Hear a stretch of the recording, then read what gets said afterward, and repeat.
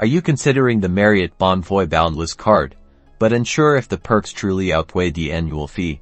Let's break down if the Marriott Bonvoy Boundless card is right for you in just under 90 seconds. First, the most obvious benefit, earning points.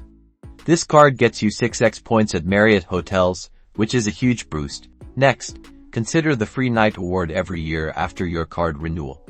This certificate covers a one-night stay at a Marriott hotel worth up to 35,000 points.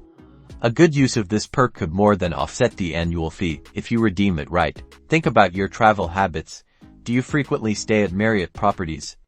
If the answer is mostly no, or only sporadically, then the benefits might not be fully realized. Consider Silver Elite status comes automatically. That gives you perks like late checkout and bonus points. This card also opens the door to earning higher elite statuses with Marriott. Finally, factor in the other perks, like 15 elite night credits each year, helping you achieve the next level of status faster, and purchase protection. So, is it worth it? If you're a Marriott loyalist who can maximize the free night award and values elite status, then yes. But if you rarely stay at Marriott hotels, you can probably skip this card.